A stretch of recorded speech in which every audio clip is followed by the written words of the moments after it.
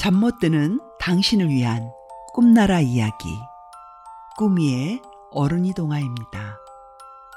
안녕하세요 여러분. 어른이 동화의 꾸미입니다. 여러분 잘 지내셨어요?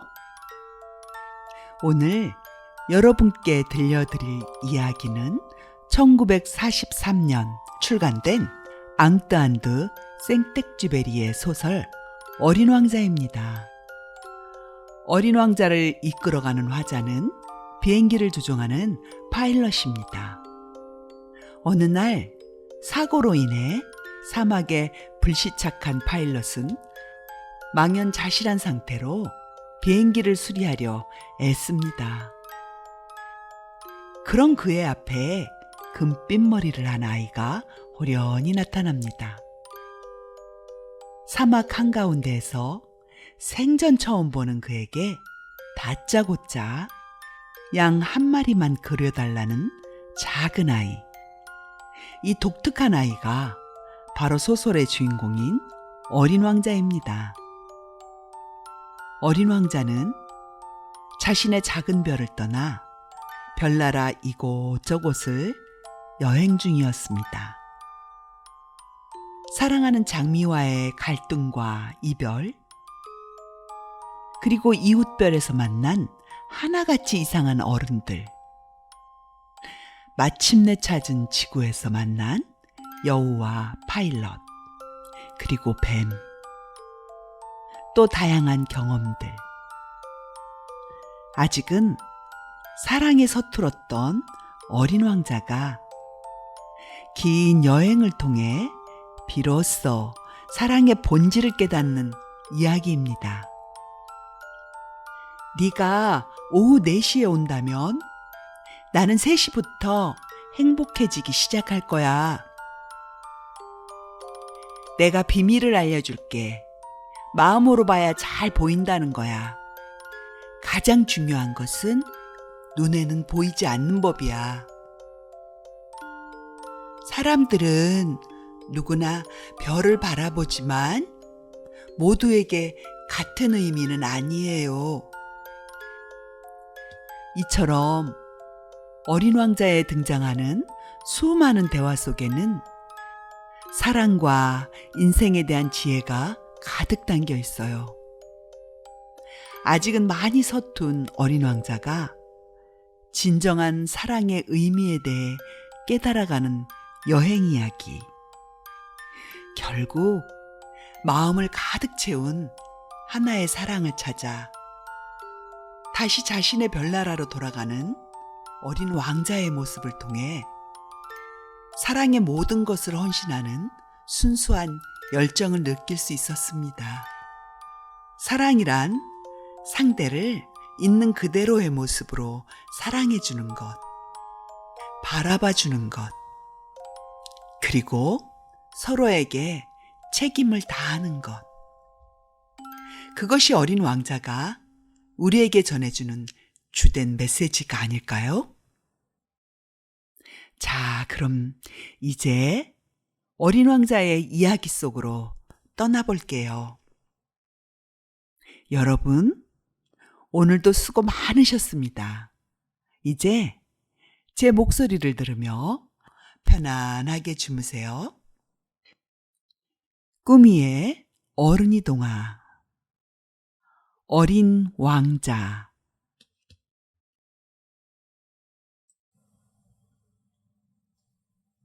내가 6살 적의 일이다. 나는 체험담이라고 부르는 원시림에 관한 책에서 아주 멋진 그림 하나를 보았다. 커다란 보아뱀 한 마리가 맹수를 집어삼키고 있는 그림이었다. 그 책에는 다음과 같이 쓰여 있었다. 보아뱀은 먹이를 씹지 않고 통째로 삼킨다. 그런 후에는 몸을 움직일 수가 없어져 먹이가 전부 소화될 때까지 6달이나 계속해서 잠을 잔다. 나는 이 그림을 보고 밀림의 다양한 모험들에 대해 찬찬히 생각해 보았다. 그리고 색연필을 꺼내들고 나의 첫 작품을 만들어냈다. 그것은 나의 그림 제1호였다. 나는 내 작품을 어른들에게 내보이며 그림이 무섭지 않냐고 물어보았다. 그러자 어른들은 갸웃거리며 대답했다. 모자가 왜 무서워? 내 그림 1호는 모자를 그린 것이 아니었다. 그것은 코끼리를 소화시키고 있는 커다란 보아뱀의 모습이었다. 그래서 나는 어른들이 쉽게 이해할 수 있도록 보아뱀의 속이 보이는 그림을 그렸다. 이것이 내 그림 제2호이다. 이처럼 어른들에게는 항상 설명을 해줘야만 한다. 어른들은 나에게 속이 보이는 보아뱀이나 안 보이는 보아뱀의 그림 같은 것은 그만두고 지리나 역사, 수학, 문법에 관심을 가져보라고 충고했다. 때문에 나는 내 나이 고작 6살에 화가라는 근사한 직업을 포기하게 되었다. 그림 제1호, 2호의 실패로 기가 푹 죽어버렸던 것이다. 어른들은 스스로는 아무것도 이해하지 못해서 매번 설명을 해줘야 했는데 어린아이에게 여간 힘든 일이 아니었다. 그래서 나는 다른 직업을 골랐고 결국 비행기 조종을 배우게 되었다. 나는 세상의 이곳저곳을 많이도 날아다녔다. 이때 지리를 배워둔 것은 내게 정말 큰 도움이 되었다. 덕분에 나는 중국과 애리조나를 한눈에 구별할 수 있었다. 어두운 밤속에서 길을 잃는다면 지리 지식이 아주 유용한 것이었다. 나는 지금껏 살아오면서 수많은 사람들과 수많은 만남을 가졌다. 오랜 세월을 어른들과 함께 지내며 그들을 아주 가까이에서 관찰했다. 그렇다고 어른들에 대해 나의 생각이 크게 달라진 것은 아니다. 나는 조금 현명해 보이는 사람을 만나게 되면 항상 가슴에 품고 다니던 나의 그림 제1호를 꺼내 그를 시험해 보았다. 그가 정말 이해력이 있는 사람인지 알고 싶었기 때문이다. 하지만 내 기대와는 다르게 늘 이런 대답이 돌아왔다. 모자를 그린 게로군. 그러면 나는 보아뱀 이야기도 원시림 이야기도 꺼내지 않았다. 나는 그가 알아들을 수 있는 이야기. 그러니까 카드놀이나 골프, 정치나 넥타이 이야기를 했다. 그러면 그 어른들은 자신과 같은 사람을 하나 알게 되었다고 매우 흡족해했다.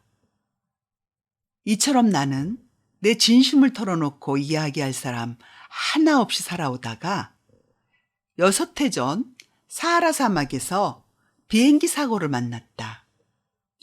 비행기의 모터가 부서진 것이다. 기관사도 탑승객도 없이 오직 나 혼자였기에 그 어려운 수리를 홀로 해결해 나가야 했다. 나로서는 죽느냐 사느냐 생사가 걸려 있었다. 마실 물도 고작 일주일치밖에 남아있지 않았다. 첫째 날 저녁, 나는 마을에서 사방으로 수만 킬로미터나 떨어진 사막의 모래 위에 누워 잠이 들었다. 망망대해 위에서 뗏목을 타고 헤매는 난파선의 선원처럼 외로운 처지였다. 그러니 해가 떠오를 무렵에 나를 부르는 작고 이상한 목소리를 들었을 때 내가 얼마나 놀랐는지 모른다. 그 작은 목소리는 이렇게 말했다. 저 양 한 마리만 그려줘. 뭐? 양 한 마리만 그려줘. 나는 번개를 맞은 사람처럼 자리에서 벌떡 일어났다. 나는 눈을 비비고 얼른 주위를 살펴봤다. 그러자 아주 신기하게 생긴 꼬마아이가 엄숙한 얼굴로 나를 바라보고 있는 것이 보였다. 여기 그의 초상화가 있다. 이 그림은 내가 그를 그린 것들 가운데 가장 훌륭한 것이다. 그러나 내 그림이 실제 모델만큼 멋있으려면 한참 멀었다. 이렇게 그림을 못 그리게 된 것은 온전히 내 잘못만은 아니다. 나는 어른들에게 기가 죽어 고작 6살의 나이로 화가의 길을 포기했고 보아뱀 외에는 그림 공부를 해본 적이 없기 때문이다. 아무튼 나는 호련히 나타나 다짜고짜 양을 그려달라는 이 신비스러운 아이를 놀란 눈으로 바라보았다. 사람이 살고 있는 마을로부터 수만 킬로나 떨어진 곳이 아닌가? 그런데 내가 보고 있는 이 아이는 길을 잃은 것 같지도 녹초가 된 것 같지도 겁에 질린 것 같지도 않았다. 홀로 미아가 된 어린아이의 모습이 전혀 아니었다. 한참을 멍하니 있던 나는 겨우 정신을 차리고 이렇게 말했다. 그런데 넌 여기서 뭐 하고 있니? 그러나 그 애는 무슨 중대한 이야기를 하는 것처럼 아주 진지하게 아까 했던 말을 되풀이했다. 저기 양 한 마리만 그려줘. 아무리 터무니없는 일이라도 엄청나게 강렬한 느낌을 받으면 감히 거부할 생각을 하지 못하는 법이다. 그래서 나는 사막 한가운데에서 조난을 당해 죽음이 코앞까지 다가온 상황에서 양을 그리기 위해 만년필을 꺼내들었다. 속으로 정말 멍청한 짓을 하고 있다는 생각을 하면서도 말이다. 하지만 동시에 내가 특별히 공부한 것이라고는 고작 지리와 역사와 수학과 문법이라는 생각이 떠올랐기에 조금은 언짢은 기분으로 그 아이에게 그림을 그릴 줄 모른다고 말했다. 그러자 그가 나에게 대답했다. 괜찮아. 양 한 마리만 그려줘. 나는 단 한 번도 양을 그려본 적이 없었기 때문에 내가 그릴 수 있는 단 2가지의 그림 중에서 하나를 그에게 그려주었다. 바로 속이 보이지 않는 보아뱀의 그림이었다. 그러자 정말 놀라운 일이 벌어졌다. 그 꼬마는 이렇게 대답하는 것이었다. 아이, 아니야. 나는 보아뱀의 뱃속에 있는 코끼리는 싫어. 보아뱀은 너무 위험하고 코끼리는 너무 거대해. 내가 살고 있는 것은 아주 작아서 나는 양을 가지고 싶어. 양 한 마리만 그려줘. 그래서 나는 양을 그려주었다. 그는 조심스레 그림을 받아 살피더니 이렇게 말했다. 아니야, 이거 벌써 병들었어. 다른 걸로 하나 그려줘. 나는 즉시 다른 양을 그렸다. 내 친구는 얌전히 미소 짓더니 너그럽게 말했다. 아이 참, 이게 아니야. 이건 수량이잖아. 뿌리 돋았는걸? 그래서 나는 또 다른 그림을 그렸다. 그러나 앞의 그림들처럼 이 그림 역시 퇴짜를 맞았다. 이건 너무 늙었어. 나는 오래 살 수 있는 양이 필요해. 그때 나는 모터를 분해해서 수리할 일이 우선 급해 참지 못하고 아무렇게나 쓱쓱 그어대었다. 그리고 그림을 던져주며 말했다. 이건 상자야. 네가 갖고 싶어하는 양은 그 안에 들어있어.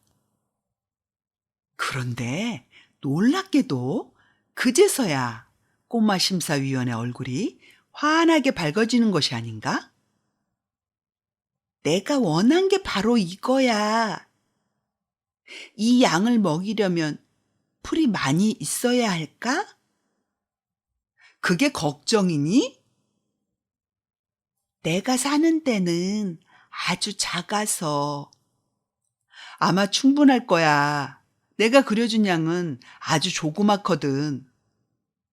아이는 그림 속 상자 안을 유심히 들여다보고는 말했다. 그렇게 작지도 않은데? 이것 봐. 잠이 들었어. 나는 이렇게 해서 어린 왕자를 알게 되었다. 어린 왕자가 어디에서 왔는지 아는 데는 긴 시간이 필요했다. 그는 나에게 여러 가지 질문을 하면서도 막상 내가 그에게 질문하면 대답하지 않았다. 그래서 우연히 흘러나오는 말들을 조합해서 그에 대해 조금씩 알게 되었다. 이를테면 그가 처음으로 내 비행기를 보았을 때 그는 내게 이렇게 물었다. 이 물건은 뭐야? 이건 물건이 아니야. 이건 비행기야. 날아다니는 비행기. 나는 내가 비행을 한다는 것을 그에게 알려주는 것이 자랑스러웠다. 그러자 어린 왕자가 크게 소리를 쳤다. 아니, 아저씨가 하늘에서 떨어졌어? 그렇단다. 나는 겸손하게 대답했다. 아, 그거 참 신기하다. 그리고는 아주 귀엽게 웃음을 터뜨렸는데 그 모습을 보고 나는 화가 났다. 내 불행이 심각한 일로 여겨지길 바랐던 탓이다. 어린 왕자는 웃음 뒤에 이렇게 덧붙였다. 그럼 아저씨도 하늘에서 왔구나. 어느 별에서 왔어? 나는 그 말을 듣자마자 그가 어디에서 왔는지 수수께끼를 푸는데 한 줄기 빛을 본 것 같았다. 그래서 그에게 재빨리 물었다. 그럼 넌 다른 별에서 왔구나. 그러나 그는 대답하지 않았다. 그저 내 비행기를 바라보며 고개를 끄덕일 뿐이었다. 그렇지. 저걸 타고서는 그렇게 먼 곳에서 올 수는 없었을 거야. 그리고는 오랫동안 생각에 잠겼다. 그러더니 한참 후에 주머니에서 상자 그림을 꺼내 열심히 들여다보기 시작했다. 그가 슬쩍 흘린 다른 별 이야기에 내가 얼마나 안달이 났을지 여러분도 짐작이 갈 것이다. 그래서 나는 뒷이야기를 더 알아보려고 노력했다. 넌 어디서 왔니? 네가 사는 곳이란 데가 어디야? 내 양을 어디로 데려가려는 거니? 그는 생각에 잠겨 한참을 말이 없더니 이렇게 대답했다. 잘 됐어. 아저씨가 준 상자 말이야. 밤이 되면 양의 집으로 쓸 수 있겠어. 물론이지. 네가 착하게 굴면 낮에도 양을 메워둘 수 있도록 고삐를 하나 그려줄게. 말뚝도 주고. 내 말에 어린 왕자는 놀란 얼굴로 대답했다. 양을 메워둔다고? 그거 참 이상한 생각이다. 하지만 양을 메워두지 않으면 여기저기 돌아다니다 길을 잃고 말 텐데? 그 말에 내 친구는 한 번 더 웃음을 터뜨렸다. 아니, 가긴 어디로 간다는 거야? 어디든지 앞으로 계속. 그러자 어린 왕자가 진지하게 말했다. 괜찮아. 내가 사는 곳은 아주 작은데 뭘. 그리고는 약간 풀이 죽은 목소리로 덧붙였다. 앞으로 곧장 간대도 별로 멀리 못 나가요. 나는 이로써 아주 중요한 두 번째 사실을 알게 되었다. 어린 왕자가 사는 별이 겨우 집 한 채보다 클까 말까 하다는 것이다. 그것은 나에게 별로 놀라운 일이 아니었다. 지구, 목성, 화성, 금성, 이렇게 이름난 커다란 행성들 외에도 만원경으로도 잘 보이지 않는 아주 작은 별들이 많다는 것을 잘 알고 있기 때문이다. 천문학자가 이런 소행성을 새로 발견하면 이름 대신 번호를 붙인다. 예를 들어 소행성 325라고 부르는 식이다. 나는 어린 왕자가 떠나온 별이 소행성 B612라고 믿는 중요한 이유가 있다. 이 소행성은 1909년 어느 터키 천문학자의 만원경에 단 한 번 관측된 적이 있다. 그때 이 천문학자는 국제천문학회에서 자신이 관측한 것을 발표했다. 그러나 그가 입은 옷 때문에 아무도 그의 말을 귀담아 듣지 않았다. 어른들이란 늘 이렇다. 소행성 B612의 명성을 위해서는 다행스럽게도 이후에 터키의 독재자가 국민들에게 유럽식 복장을 하지 않으면 사형에 처한다는 명령을 내렸다. 그래서 그 터키 천문학자는 1920년에 우아한 유럽식 양복을 입고 발표를 다시 하게 되었다. 그리고 이번에는 모두가 그의 의견을 존중해 주었다. 내가 소행성 B612에 대해 이렇게 자세히 얘기하고 행성 번호까지 밝히는 이유는 어른들 때문이다. 어른들은 숫자를 좋아한다. 여러분이 새로운 친구를 사귀었다고 어른들에게 말하면 어른들은 정작 가장 중요한 것에 대해선 물어보지 않는다. 그 애는 목소리는 어떠니? 그 애는 어떤 놀이를 좋아하니? 그 애도 나비를 채집하니? 절대로 이처럼 물어보지 않는다. 다만 그 애 나이가 몇이지? 형제들은 몇 명이고? 몸무게는 얼마나 나가지? 그 애의 아버지의 수입이 어떻게 되니? 늘 이렇게 묻는다. 이걸 파악해야 그 친구를 제대로 알고 있다고 생각한다. 만약 여러분이 나는 아주 아름다운 장밋빛 벽돌집을 보았어요. 창문에는 제라늄이 피어 있고 지붕 위에는 비둘기가 있었어요. 이렇게 말한다면 어른들은 그 집의 모습을 상상조차 하지 못할 것이다. 어른들에겐 바로 다음과 같이 말해야 한다. 나는 10만 프랑짜리 집을 보았어요. 그제서야 어른들은 소리친다. 정말 예쁜 집이겠구나. 그러니까 여러분이 어린 왕자가 있었다는 증거는 그 애가 멋진 아이였다는 것이고, 그 애가 웃었다는 것이고, 그 애가 양을 갖고 싶어 했다는 것이다. 어떤 사람이 양을 가지고 싶어 한다면 그건 그가 살아있다는 증거다. 라고 어른들에게 말한다면 그들은 대번에 여러분을 어린아이로 취급할 것이다. 그러나 어린 왕자는 소행성 B612에서 왔다. 라고 말하면 어른들은 바로 알아듣고 귀찮게 질문을 하지도 않을 것이다. 어른들은 이렇다. 그들을 탓할 필요는 없다. 어린이들은 어른들에게 아주 너그럽기만 하면 된다. 그러나 물론 삶을 이해하는 우리들에게 숫자 같은 것은 우스운 것이다. 나는 이 이야기를 옛날 동화처럼 시작하고 싶었다. 다음과 같이 이야기했으면 좋았을 텐데.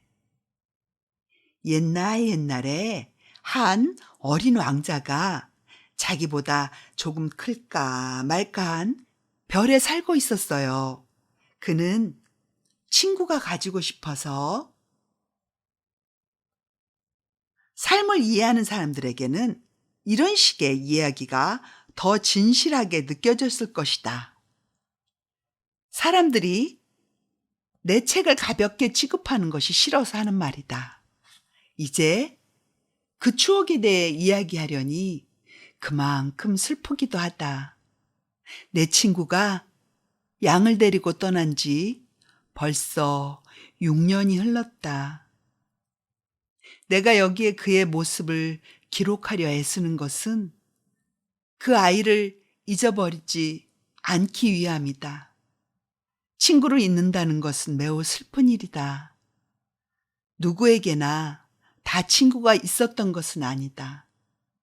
그리고 나도 오직 숫자밖에 관심이 없는 어른들처럼 변해버릴지도 모른다. 내가 이제 와서 다시금 그림 물감과 연필 몇 자루를 사온 것도 이 때문이다. 지금 와서 그림 공부를 다시 시작한다는 것은 정말 힘든 일이다. 6살 때 그린 보아뱀 외에는 다른 것을 그려본 적이 없기 때문이다. 물론 온 힘을 다해 그의 모습과 가장 비슷하게 그리려는 노력은 하겠으나 성공할 수 있을지 없을지는 자신이 없다.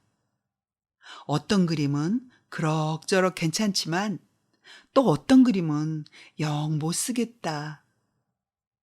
키를 헤아리기도 어렵다. 이 그림 속 어린 왕자는 너무 크고 저쪽은 너무 작다. 옷에 색깔을 칠할 때도 망설여진다. 그래서 나는 되든 안 되든 간에 일단 그려본다. 그러다가 아주 중요한 부분에서 실수를 해버릴 것 같다. 그래도 스스로 용서해야만 한다. 내 친구는 나에게 아무것도 설명해주지 않았기 때문이다. 어쩌면 내가 자신과 같을 거라 생각했던 것 같다. 그러나 불행히도 나는 상자 속에 있는 양을 볼 줄 모른다. 어쩌면 나도 어느 정도 어른이 되어버린 것은 아닐까? 아마도 늙어버렸나 보다. 나는 날마다 그와 그의 별과 그가 별을 떠나온 이야기와 그의 여행에 대해서 조금씩 알게 되었다. 이 얘기, 저 얘기를 통해 조금씩 말이다. 사흘째 되는 날, 내가 바오밥 나무의 비극을 알게 된 것도 이런 식이었다. 이번에도 양 덕분이었는데 어린 왕자가 불쑥 무슨 엄청난 의문을 생각한 듯 이렇게 물었다. 양들이 작은 떨기나무를 먹을 수 있다는 게 사실이야? 응, 사실이야. 아, 그럼 됐네. 양이 떨기나무를 먹을 수 있다는 게 뭐가 중요한지 나는 알 수 없었다. 어린 왕자가 덧붙였다. 그러면 양들은 바오밥 나무도 먹을 수 있겠네? 나는 어린 왕자에게 바오밥 나무는 작은 떨기나무가 아니라 교회 건물처럼 커다란 나무이며 코끼리 한 부대를 몰고 가도 바오밥 나무 하나 먹어치우지 못할 것이라고 말했다. 코끼리 한 부대라는 말에 어린 왕자는 웃음을 터뜨렸다. 그럼 코끼리 등에다 코끼리를 올려놓아야겠네? 그러나 그는 현명하게 꼬집어내었다. 바오밥 나무도 크기 전에는 작은 데서부터 시작해요. 맞는 말이야. 그런데 왜 양이 어린 바오밥 나무를 먹어야 하니? 그는 내가 다 알면서 물어본다는 듯이 대답했다. 아이 참, 그거야. 그런데 나는 그게 무슨 소리인지 몰라. 혼자 머리를 쥐어짜야만 했다. 사실은 이런 이야기다. 어린 왕자의 별에는 여느 별에나 그렇듯 좋은 풀과 나쁜 풀이 있었다. 따라서 좋은 풀의 씨앗과 나쁜 풀의 씨앗이 있었다. 씨앗들은 땅속에서 고온히 잠을 자다가 문득 깨어나고 싶다는 생각을 한다. 그러면 그 씨앗은 기지개를 켜고 태양을 향해 여린 새싹을 내민다. 무나 장미나무의 싹이라면 마음껏 자라나도록 놔두면 된다. 하지만 나쁜 풀의 싹은 그것을 발견한 즉시 뽑아버려야 한다. 그런데 어린 왕자의 별에는 나쁘다 못해 무시무시한 씨앗이 있었다. 바로 바오밥 나무의 씨앗이었다. 그 별의 흙에는 잠자고 있는 바오밥 나무의 씨앗이 들끓었다. 바오밥 나무는 너무 늦게 손을 쓰면 영영 처치할 수 없게 된다. 나무가 자라나 온 별을 다 차지하고 그 뿌리로 별 깊숙하게 구멍을 뚫는다. 심지어 별은 작은데 바오밥 나무가 너무 많으면 결국 별은 터져버린다. 그건 습관의 문제야. 어린 왕자가 이렇게 말했다. 아침에 세수를 하고 나면 별도 세수를 시켜줘야 해. 바오밥 나무는 아주 어릴 때는 장미나무와 비슷한데 조금 더 자라서 구별할 수 있게 되면 그때부터 뽑아버려야 해. 아주 귀찮은 일이지만 아주 쉬운 일이야. 그리고 하루는 나에게 예쁜 그림을 그려서 지구에서 사는 어린이들이 그것을 기억하게끔 하라고 권했다. 어느 날 아이들이 여행을 하게 되면 반드시 도움이 될 거야. 가끔씩은 할 일을 뒤로 미뤄도 괜찮겠지만 그게 바오밥 나무의 경우라면 반드시 큰 난리가 나고 말아.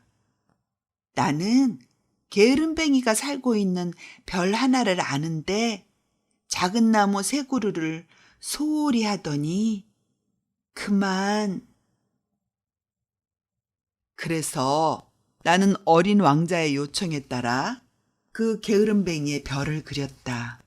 나는 도덕 선생님 같은 말투를 좋아하지 않는다.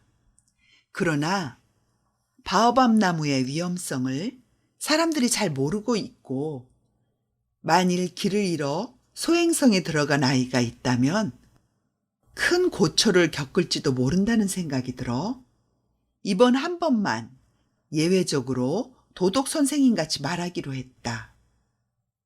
아이들아, 바오밥 나무를 조심해라. 내가 이렇게 이 그림에 공을 들인 것은 오래전부터 내 친구들이 나처럼 잘 알지 못한 채 지나쳤던 위험을 알려주기 위해서다. 내 교훈은 이렇게 공들일 가치가 있다.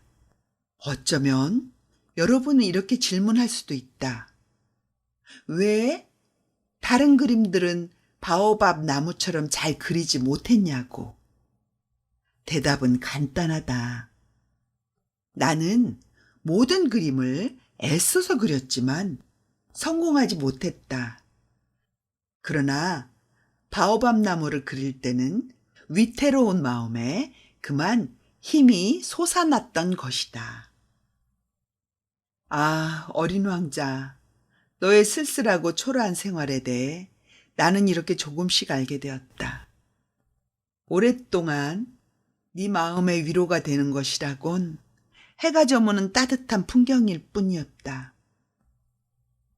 나흘째가 되는 날 아침, 나는 너의 말을 통해 이 새로운 사실을 알게 되었다.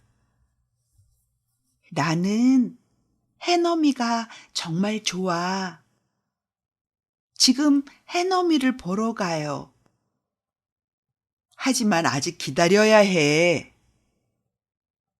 기다리다니? 뭘?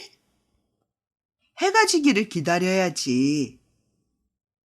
너는 처음엔 놀란 얼굴을 하더니 곧 스스로가 어이없다는 듯이 웃었다. 그리고 너는 말했지. 나는 아직도 내 별에 있는 줄 알았어. 그렇다.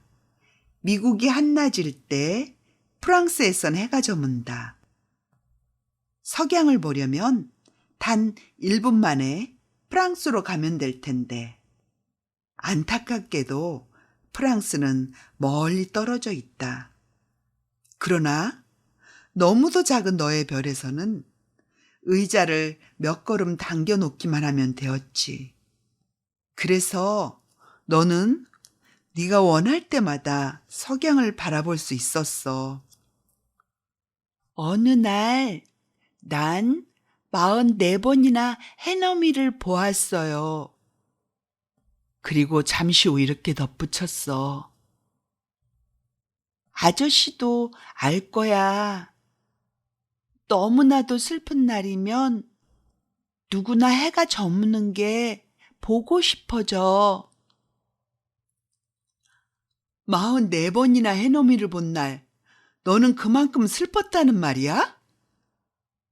그러나 어린 왕자는 대답하지 않았다. 닷새째 되는 날, 그날도 양의 도움을 받아 나는 어린 왕자의 비밀을 알게 되었다. 오랫동안 간직해왔던 의문이 비로소 열매를 맺은 듯 그는 갑자기 뜬금없는 질문을 던졌다. 양이 작은 떨기나무를 먹는다면 꽃도 먹을까? 양은 못 먹는 게 없지. 가시가 달린 꽃도? 그럼 가시가 있는 꽃도. 그렇다면 가시는 무슨 소용이 있는 거야? 나는 그 이유를 알지 못했다. 나는 그때 모터에 꽉 조여 있는 볼트를 풀어내느라 온 정신을 쏟아붓고 있었다. 고장이 예상보다 더 심각하다는 생각에 나는 몹시 걱정스러웠고 마실 물은 다 떨어져 가니 최악의 상황을 걱정하지 않을 수 없었다. 가시는 무슨 소용이 있는 거야? 어린 왕자는 한 번 질문을 던지면 결코 포기하는 법이 없다. 나는 볼트를 푸느라 화가 나서 아무렇게나 대답했다. 가시 그까짓 것은 아무 소용도 없어. 꽃들이 괜히 심술을 부리는 거야. 아, 그는 한동안 말을 잃었다. 그러더니 앙심을 품은 듯 나를 몰아세웠다. 그럴 리가 없어. 꽃들은 연약해. 꽃들은 순진해. 해볼 수 있는 데까지 스스로를 지키려는 거야. 꽃들은 자기들이 가시를 가졌다고 무서운 줄 알고 있어. 나는 대꾸하지 않았다. 그 순간 이렇게 생각을 하느라 바빴다. 이놈의 볼트가 풀리지 않으면 망치로 쳐서 깨버려야겠어. 어린 왕자가 또다시 내 생각을 비집고 들어왔다. 그래, 아저씨는 그렇게 생각하는 거야. 꽃들이 아니야. 난 아무 생각도 없어. 아무렇게나 말한 거야. 나는 말이야. 중요한 일을 하느라 바쁘단 말이야. 어린 왕자는 깜짝 놀라 나를 쏘아보았다. 중요한 일이라고? 그는 손에 기름때를 까맣게 묻힌 채 망치를 들고 비행기 밑에 엎드려 있는 내 모습을 보며 말했다. 아저씨도 어른들처럼 말하네. 그 말을 듣자 나는 좀 부끄러워졌다. 그러나 어린 왕자는 매정하게 덧붙였다. 아저씨는 모든 걸 헷갈려 하고 있어. 아저씨는 모든 게 다 뒤죽박죽이야. 그는 많이 화가 나 있었다. 금색 머리카락이 바람 속에 흔들렸다. 내가 아는 어느 별에는 얼굴이 시뻘건 어른이 살고 있어요. 그는 꽃 하나의 향기를 맡은 적도 없고 별 하나를 바라본 적도 없고 어느 한 사람을 사랑해 본 적도 없어요. 숫자 노름밖에는 다른 일을 한 적이 없어요. 그러면서 온종일 아저씨 같은 말만 되풀이한다고요. 나는 중요한 일을 하는 사람이야. 나는 중요한 일을 하는 사람이야. 그리고는 우쭐거려요. 하지만 그건 사람이 아니야. 그건 버섯이야. 뭐라고? 버섯이야. 어린 왕자는 화가 나서 얼굴이 새하얗게 질려버렸다.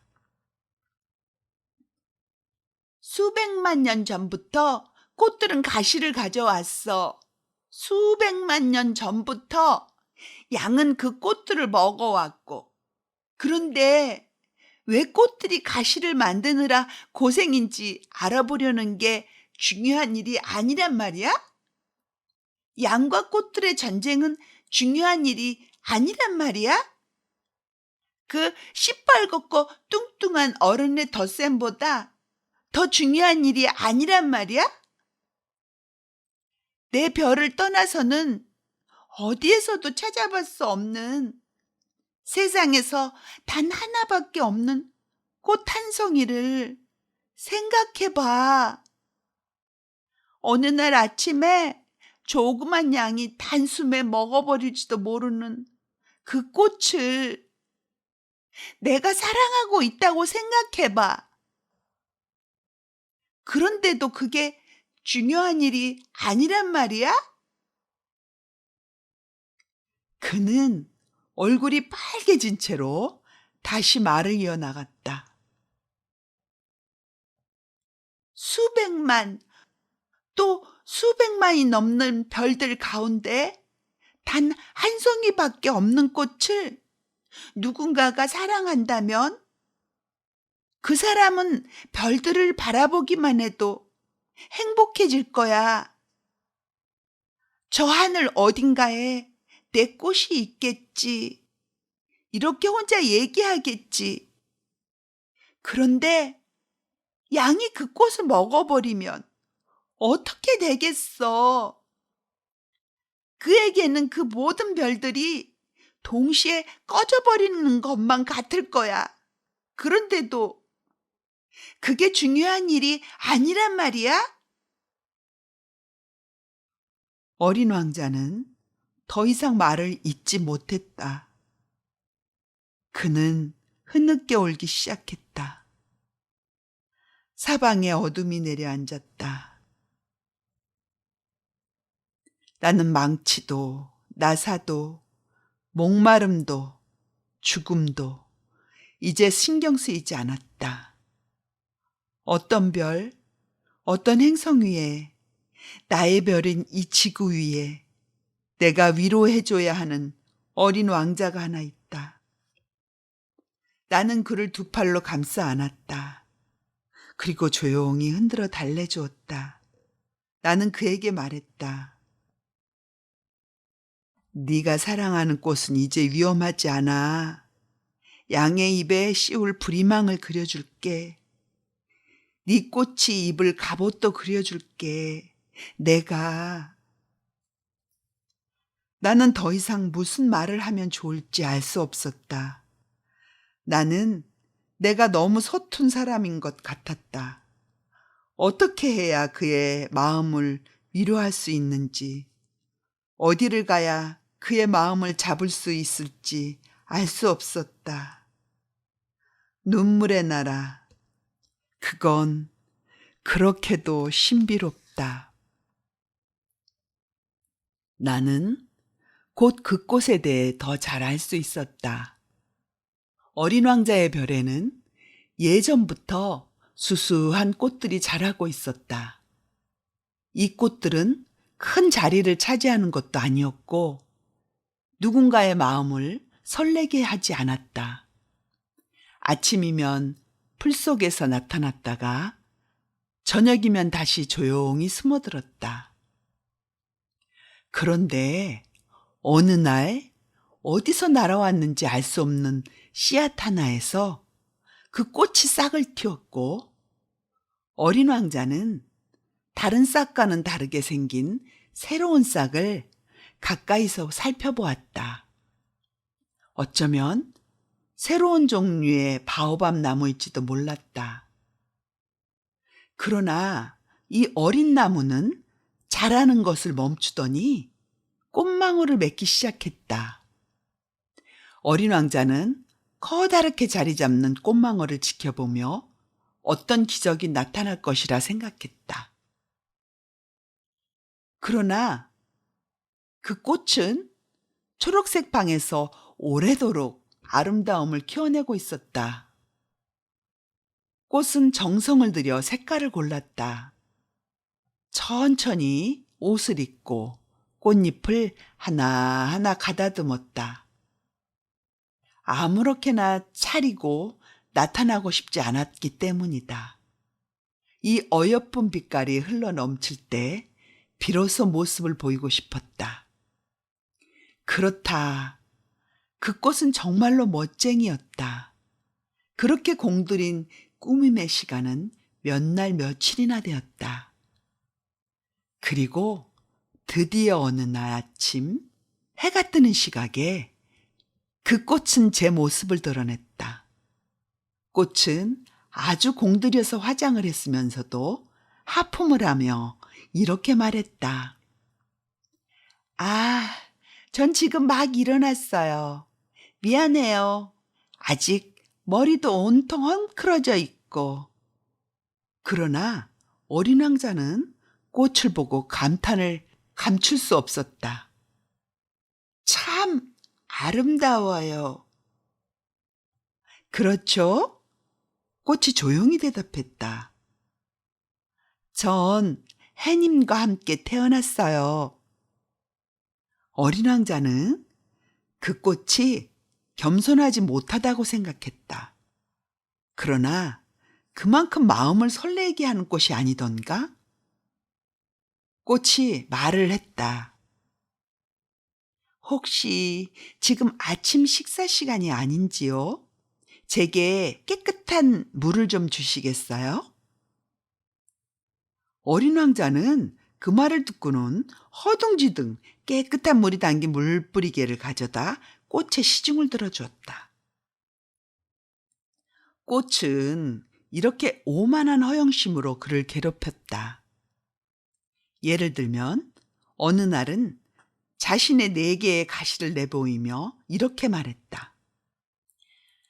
사나운 호랑이들이 발톱을 세우고 달려들지도 몰라요.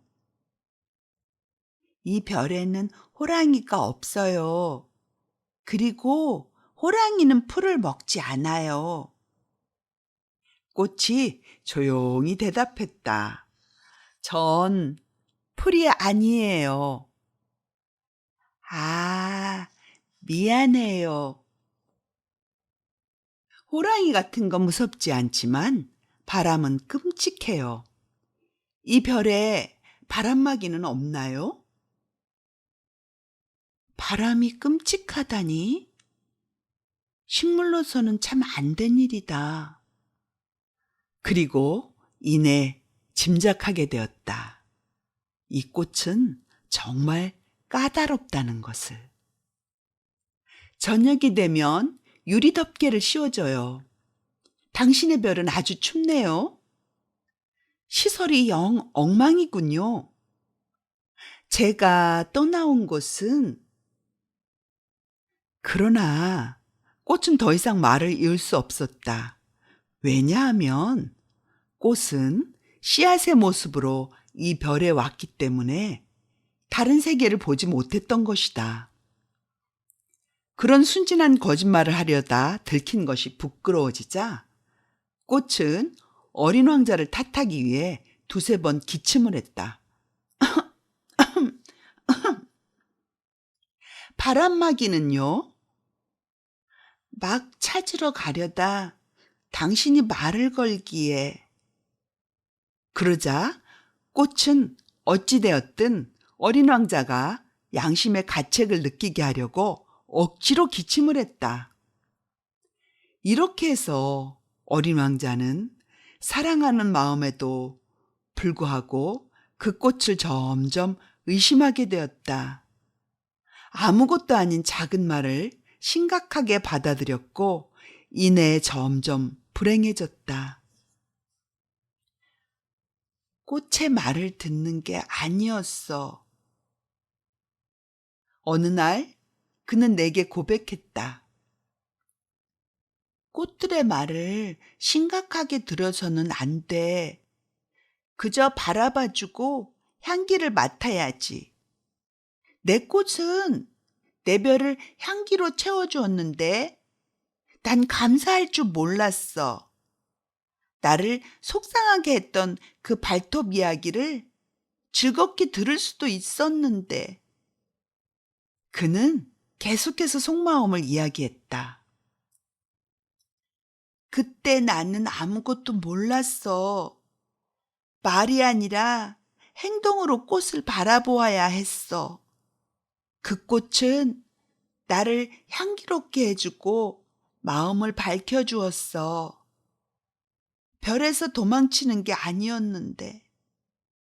그 어설픈 거짓말 속에 따뜻한 마음이 있다는 것을 알아차려야 했는데. 꽃들은 무슨 덩어리야. 나는 꽃을 사랑하기엔 너무 어렸어.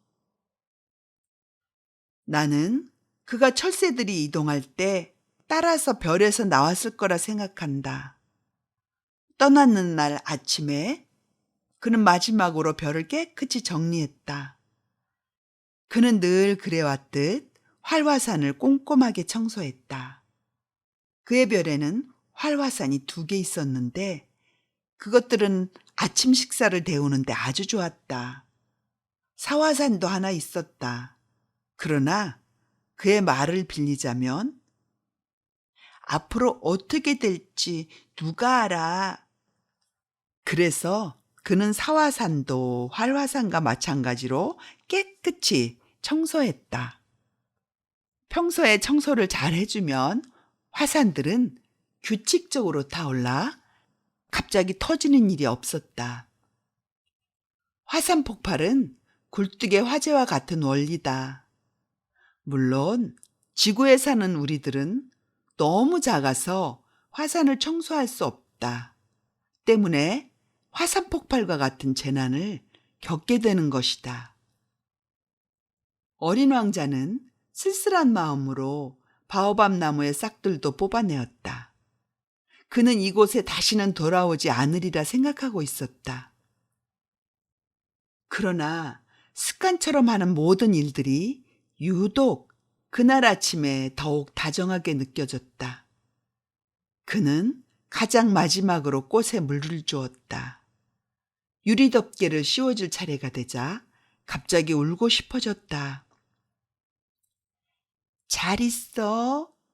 그는 꽃에게 말했다. 그러나 꽃은 대답하지 않았다.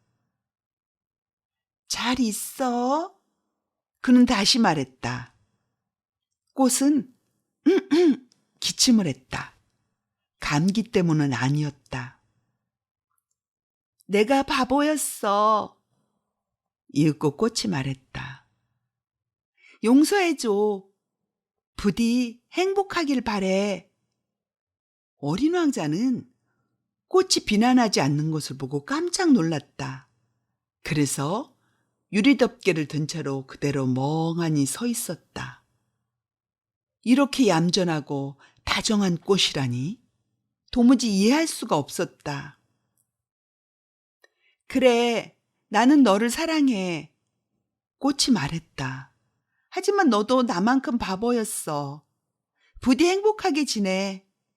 그 유리덮개는 괜찮아. 이젠 필요 없으니까. 하지만 바람이... 나는 그렇게 쉽게 감기에 걸리지 않아. 시원한 밤 공기가 내겐 좋을 거야. 난 한 송이 꽃이야. 하지만 짐승들이... 나비를 보려면 벌레쯤은 견뎌야지. 나비는 참 아름답다더라. 너는 멀리 가버릴 거고 누가 날 찾아오겠어. 커다란 짐승들이 덤빈데도 난 겁낼 게 없어. 나에게 발톱이 있으니까. 그러면서 그녀는 순진하게 자신의 가시 4개를 내밀었다. 그렇게 꿈을 대고 있지 마. 자꾸 마음이 쓰여. 떠나기로 결심했잖아. 빨리 가. 꽃은 눈물 흘리는 모습을 보이고 싶지 않았던 것이다. 그렇게도 자존심 강한 꽃이었다. 그의 별은 소행성 325, 326, 327, 328, 329, 330과 같은 구역에 있었다. 그래서 그는 우선 이 별들을 찾아가 일자리도 알아보고 견문도 넓히기로 했다. 첫 번째 별에는 왕이 한 명 살고 있었다. 왕은 하얀 족제비 가죽과 주황색 천으로 만든 옷을 입고 위엄 있게 왕자에 앉아 있었다. 아, 신민이 하나 오는구나. 왕은 어린 왕자를 보고 외쳤다. 어린 왕자는 속으로 생각했다. 나를 처음 보면서 어떻게 알았지? 어린 왕자는 왕들의 세계가 아주 단순하다는 것을 몰랐다. 왕에게는 그를 제외한 모든 사람이 다 신민인 것이다. 내가 그대를 잘 볼 수 있도록 이리 가까이 오너라. 왕은 드디어 누군가에게 왕 노릇을 할 수 있게 되어 아주 기쁘고 자랑스러웠다. 어린 왕자는 앉을 자리를 찾아보았으나 작은 별은 왕의 족제비 가죽 망토로 온통 덮여 있어서 앉을 자리가 없었다. 그래서 그는 그냥 서 있었다. 곧 피곤해서 하품이 나왔다. 군주 앞에서 하품을 하다니 예의에 어긋나는 일이니라. 짐은 그대에게 일을 금할 것을 명하노라. 하지만 저는 하품을 참을 수가 없습니다. 먼 길을 오느라 잠을 못 잤어요. 그렇다면 하품할 것을 명하노라. 왕이 말했다. 짐은 오랜 기간 하품을 하는 사람을 본 적이 없다. 짐에게 하품은 신기한 구경거리다. 다시 하품을 하라. 명령이다. 하지만 이젠 하품이 나오질 않습니다. 어린 왕자는 곤란해하며 말했다. 그렇다면 짐은 그대에게 명한다. 어떤 때는 하품을 하고 어떤 때는... 그는 좀 빠른 말로 얼버무렸다. 어쨌든 왕은 자신의 권위가 존중되기를 바랐던 것이다. 그는 어쩐지 좀 화가 난 것 같았다. 왕은 절대 군주로서 불복종을 용서하지 않았다. 그러나 동시에 아주 착한 사람이었기 때문에 지당한 명령을 내렸다. 짐이 만약 어느 장군에게... 왕은 혼자서 말을 시작했다. 짐이 만약 어느 장군에게 새 한 마리로 변하라고 명령했는데 장군이 명령에 복종하지 않는다면 그것은 장군의 잘못이 아니라 짐의 잘못인 것이다.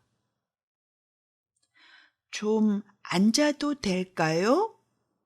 계속해서 서 있던 어린 왕자가 머뭇거리며 물었다. 짐은 그대에게 앉기를 명하노라. 왕은 근엄하게 대답하며 작은 별을 뒤덮고 있는 망토 한 자락을 걷어 어린 왕자가 앉을 자리를 마련해 주었다. 어린 왕자는 놀라웠다. 이토록 작은 별에서 이 왕은 도대체 무엇을 다스린단 말인가? 전하, 여쭈고 싶은 말씀이 있습니다만, 그가 말했다. 짐은 그대가 질문하기를 명하노라. 왕이 서둘러 말했다. 전하께서는 무엇을 다스리십니까? 모든 것을. 왕은 간단하게 대답했다. 모든 것이라니요? 그러자 왕은 자신의 별과 다른 모든 행성들을 가리켰다. 저걸 전부요? 어린 왕자가 말했다. 저걸 전부. 왕이 대답했다. 그는 절대 군주였을 뿐만 아니라 모든 것의 왕이었기 때문이다. 그럼 저 별들이 폐하께 복종합니까? 그야 물론이다. 왕이 말했다. 별들은 나에게 복종하느니라. 짐은 복종하지 않는 것을 용서치 아니하노라. 어린 왕자는 그의 권력에 감탄하고 말았다. 내가 만약 그런 권력을 가졌다면 의자를 끌어당길 필요도 없이 하루에 44번이 아니라 72번이라도, 아니지 100번이라도, 아니 200번이라도 해넘이를 볼 수 있을 텐데. 그러자 문득 버려두고 온 자신의 작은 별이 떠올라 슬퍼졌으므로 용기를 내어 왕에게 간청했다. 저는 해가 저무는 것을 보고 싶습니다. 저를 기쁘게 해주세요. 해가 지도록 명령해 주세요. 그러자 왕이 말했다. 짐이 만약 어느 장군에게 꽃과 꽃 사이를 나비처럼 날아다니라든지 비극을 한 편 쓰라든지 새 한 마리로 변하라고 명령을 하여 그 장군이 명받은 바를 수행하지 못했다면 이것은 짐과 장군 가운데 누구의 잘못이겠는가? 전하의 잘못입니다. 어린 왕자는 즉시 대답했다. 바로 그렇다. 누구에게나 그가 가능한 것만을 명령해야 하느니라. 왕은 계속해서 말했다. 권위라는 것은 무엇보다도 이성에 근거해야 하는 법이다. 내가 만일 너의 백성들에게 당장 바다에 빠져 죽으라 명한다면 그들은 봉기를 일으킬 것이다. 짐이 복종을 요구할 권리가 있음은 바로 짐의 명령이 이성에 근거한 지당한 것이기 때문이다. 전하, 그런데 제가 간청한 해넘이는 어찌 되고 있습니까? 한번 질문을 하면 절대 잊어버리지 않는 어린 왕자가 그걸 다시 끄집어냈다. 그대는 해넘이를 보게 될 것이다. 짐이 그것을 명하노라. 그러니까 그 조건이 마련될 때까지 다소 기다리는 시간을 갖겠노라. 언제까지 기다려야 할까요? 어린 왕자가 물었다. 왕은 큼직한 달력을 펄럭거리며 말했다. 그것은 오늘 저녁, 그러니까 오늘 저녁, 그것은 오늘 저녁 7시 40분경이 될 것이다. 그때 그대는 짐의 명령이 얼마나 잘 이루어지는지 볼 수 있게 될 것이다. 어린 왕자는 화품을 했다. 석양을 바로 보지 못한 것이 아쉬웠다. 그는 벌써 지루해졌다. 저는 이곳에서 더 이상 할 일이 없습니다. 저는 이만 가보겠습니다. 어린 왕자가 왕에게 말했다. 떠나지 말라. 왕이 대답했다. 그는 드디어 신민을 얻게 된 것이 아주 자랑스러웠기 때문이다. 떠나지 말라. 짐은 그대에게 대신의 직위를 내리노라. 무슨 대신이요? 법무 대신. 하지만 이 별에는 재판받을 사람이 없는걸요? 그건 아직 모르는 일이다. 짐은 아직 짐의 왕국을 모두 돌아본 적이 없느니라. 짐은 나이가 많고 수레를 타자니 놓을 자리도 없고 직접 걷자니 피곤하고. 왕이 말했다. 아, 제가 다 둘러보았어요. 어린 왕자가 대답했다.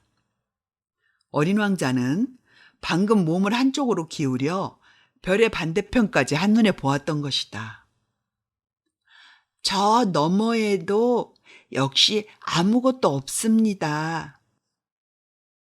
그럼 그대 자신을 재판하도록 하라. 왕이 대답했다. 그것이 가장 어려운 재판이다. 다른 사람보다 자신을 판단하는 것이 훨씬 더 어려운 일이니라. 그대가 스스로에 대해 잘 판단할 수 있다면 그것은 그대가 참으로 현명한 사람이기 때문이다. 저는 어디서나 제 자신을 판단할 수 있습니다. 그러니까 꼭 여기 있어야 할 필요는 없습니다. 어린 왕자가 말했다.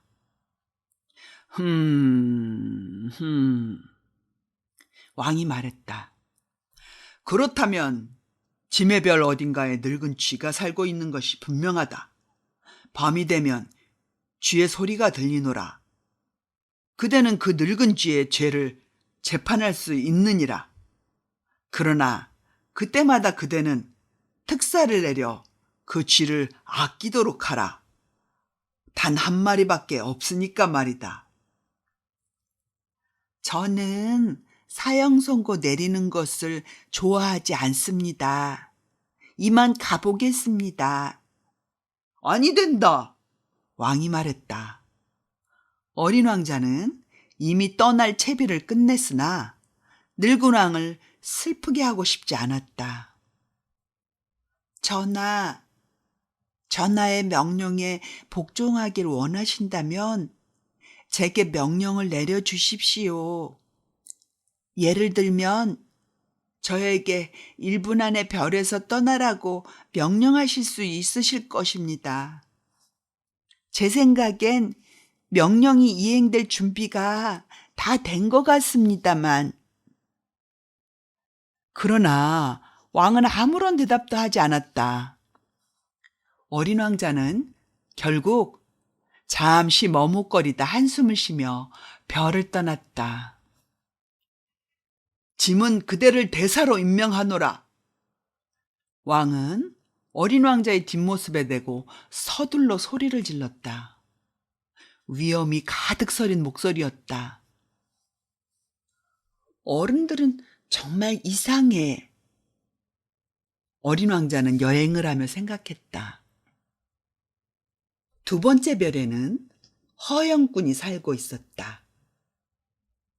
아, 나를 찬양하는 이가 하나 오고 있구나. 허영꾼은 저 멀리서 다가오는 어린 왕자를 보고 소리쳤다. 허영꾼의 눈에는 다른 모든 사람들이 자신의 팬으로 보이기 때문이었다. 안녕하세요. 어린 왕자가 말했다. 아저씨는 이상하게 생긴 모자를 쓰고 계시네요. 답례를 하기 위해서야. 허영꾼이 대답했다. 사람들이 나에게 박수갈채를 쏟을 때 모자를 벗어 답례하려고. 그런데 안타깝게도 요 앞을 지나가는 사람이 아무도 없구나. 그래요? 무슨 이야기인지 잘 못 알아들은 어린 왕자가 말했다. 예, 두 손을 한번 짝 하고 마주쳐 볼래? 허영꾼이 말했다. 어린 왕자는 두 손을 짝 하고 마주쳤다. 그러자 허영꾼은 이상하게 생긴 모자를 벗더니 공손하게 인사를 했다. 왕보다 더 재미있는 사람이네. 어린 왕자는 속으로 생각했다. 허영꾼은 모자를 올리더니 다시 답례를 했다. 허영꾼이 답례를 무려 5분간 반복하자 어린 왕자는 이 지루한 행동이 지겨워졌다. 그런데 모자를 떨어뜨리려면 어떻게 해야 하나요? 그러나 허영꾼은 그 말을 듣지 못했다. 허영꾼은 오직 자신을 칭찬하는 말만 듣는다. 예, 너는 나를 정말로 숭배하니? 허영꾼이 어린 왕자에게 물었다. 숭배한다는 게 뭔데요? 숭배한다는 것은 내가 이별해서 제일 잘생겼고, 제일 옷을 잘 입고, 제일 부자고, 제일 똑똑하다고 인정해준다는 뜻이야. 네? 하지만 이별에는 아저씨 혼자밖에 없잖아요. 나를 기쁘게 해줘. 아무튼지 나를 숭배해다오. 저는 아저씨를 숭배해요. 어린 왕자는 내키지 않아 어깨를 약간 으쓱하며 말했다. 하지만 이게 아저씨에게 무슨 의미가 있는 거예요?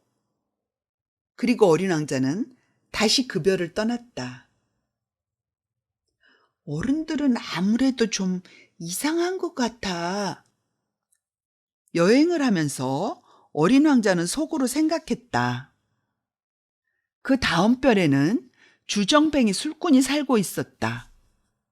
이번 방문은 그 기간은 짧았으나 어린 왕자를 깊은 우울함에 빠져들게 했다. 안녕하세요? 뭐 하고 계세요? 어린 왕자가 빈 술병 한 무더기와 가득 찬 술병 한 무더기를 앞에 두고 앉아있는 술꾼에게 물었다. 마시고 있다. 술꾼이 우울한 표정으로 대답했다. 왜 마시는데요? 어린 왕자가 물었다. 잊으려고. 술꾼이 대답했다. 무엇을 잊어요? 어린 왕자는 벌써 그가 불쌍하다는 생각이 들었다. 내가 부끄러운 놈이라는 것을. 술꾼은 고개를 푹 숙인 채 대답했다. 뭐가 부끄러운데요? 어린 왕자는 그를 도와주고 싶어서 자세히 물었다. 마신다는 게 부끄러워. 술꾼은 말을 마치더니 입을 닫아버렸다. 어린 왕자는 더 이상 어찌할 수 없어서 그 별을 떠났다. 어른들은 정말 너무 이상해. 어린 왕자는 여행을 하면서 그렇게 생각했다. 네 번째 별에는 사업가가 살고 있었다. 사업가는 얼마나 바쁜지 어린 왕자의 방문에도 고개를 들지 못했다. 안녕하세요? 어린 왕자가 말했다.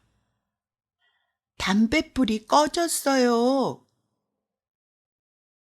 3 더하기 2는 5, 5 더하기 7은 12, 12에 3을 더하면 15, 15에 7은 22, 22에 6은 26, 다시 불 붙일 시간도 없단다. 26에 5는 30일. 휴.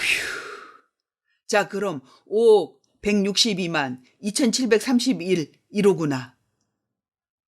뭐가 5억인데요? 뭐라고? 너 아직 거기 있었냐? 5억 100만. 뭐였지? 할 일이 이리도 많다니. 나는 중대한 일을 하고 있는 사람이야. 난 따분한 이야기 따위로 시간을 낭비하지 않아. 2 더하기 5는 7. 뭐가 5억 100만인데요? 한 번 질문을 하면 절대 잊지 않는 어린 왕자가 다시금 물었다. 그러자 사업가는 비로소 고개를 들고 어린 왕자를 바라보며 말했다. 나는 이별해서 54년을 살면서 딱 3번 방해를 받았지. 맨 처음은 22년 전이야. 어디서 날아왔는지 모르는 풍뎅이 한 마리가 법석을 떠는 바람에 덧셈이 4군데나 틀렸지. 2번째는 11년 전인데 신경통이 발작했기 때문이야. 난 운동 부족이거든. 한가롭게 운동할 시간이 없단 말이지. 나는 말이야. 중요한 일을 하는 사람이야. 그리고 3번째는 바로 지금이고. 그런데 아까 내가 5억 100만, 뭐가 억이고 100만인데요? 사업가는 조용히 일에 전념하기는 글렀음을 깨달았다. 가끔씩 하늘에서 볼 수 있는 작은 것들 말이다. 파리떼? 아니, 반짝이는 것들 말이야. 꿀벌? 아니, 금빛으로 반짝이는 작은 것들 말이다. 게으름뱅이들은 그걸 바라보며 잠에 들지. 하지만 나는 중요한 일을 하는 사람이야. 한가하게 꿈이나 꾸고 있을 시간이 없단 말이야. 별들? 그래, 별들 말이야. 그럼 아저씨는 별을 5억 100만 개나 가지고 뭘 하는데요? 정확하게는 5억 162만 2731개지. 그러니까 그 별들로 뭘 하는데요? 뭘 하느냐고? 네. 아무것도 안 하지. 그냥 가지고 있는 거야. 아저씨가 별들을 가지고 있다고요? 그렇지. 하지만 저는 왕을 뵙고 왔는데 그 왕께서는 왕은 소유하는 게 아니야. 지배하는 거지. 소유와 지배는 다른 거야. 그럼 별들을 소유하면 아저씨에게 무슨 소용이 있어요?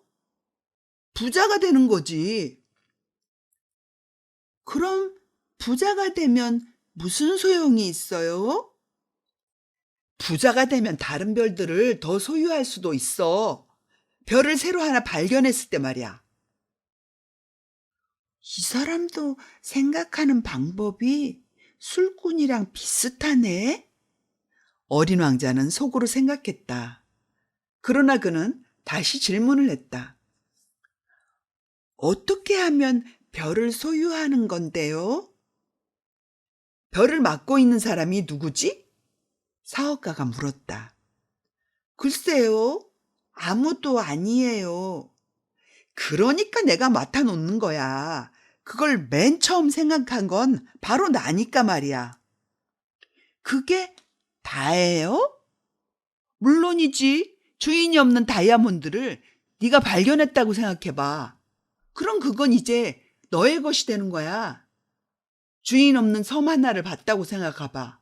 그럼 그 섬은 이제 너의 거야. 어떤 생각을 맨 처음 했냐고 생각해봐. 그럼 넌 네 생각에 특허를 낼 수 있어. 그 생각은 네가 맡아놓은 거야. 나도 마찬가지야. 나보다 먼저 별을 갖겠다고 맘먹은 사람이 없으니까 별은 내 차지야. 그렇군요. 그럼 그걸로 뭘 하는데요? 어린 왕자가 말했다. 관리하지. 별을 세고 또 세는 거야. 고단한 일이지. 하지만 난 중요한 일을 하는 성실한 사람이지. 사업가가 말했다. 어린 왕자는 그래도 의문이 들었다. 내가 목도리를 가졌다면 그것을 목에 두르고 다닐 수 있어요. 내가 꽃을 가졌다면 그것을 손에 들고 다닐 수 있어요. 그런데 아저씨 별들은 그럴 수 없잖아요. 없지. 하지만 은행에 맡겨둘 수 있어. 그게 무슨 말이에요? 작은 종이 위에 내가 가진 별들을 적어 놓고 그 종이를 다시 서랍 속에 넣고 서랍에 다시 자물쇠를 채우는 거야. 그게 다예요? 그럼 됐지. 그거 참 재밌다. 어린 왕자는 생각했다. 꼭 한 편의 시 같은 걸? 하지만 별로 중요한 일은 아니야. 어린 왕자에게 중요한 일은 어른들의 중요한 일과는 달랐다. 저는요, 어린 왕자가 말했다. 저는 꽃 한 송이를 가지고 있어서 매일 꽃에게 물을 줘요. 화산 3개를 가지고 있어서 일요일마다 청소를 해줘요. 불이 꺼져 있는 화산도 같이요. 지금은 죽은 것처럼 보이지만 앞으로 어떻게 될지 누가 알아요?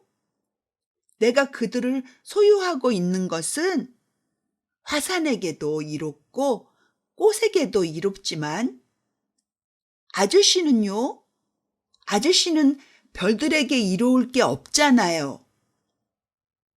사업가는 뭐라 말을 하려 했으나 딱히 대답할 말을 찾지 못했다. 어린 왕자는 그렇게 사업가의 별을 떠났다. 정말이야. 어른들은 확실하게 이상해. 여행을 계속하면서 어린 왕자는 생각했다.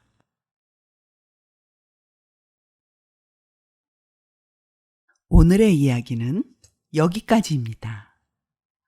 이것으로 어린 왕자 상편을 마치겠습니다. 여러분, 어린 왕자 하편에서 다시 만나요. 그럼 좋은 꿈 꾸세요.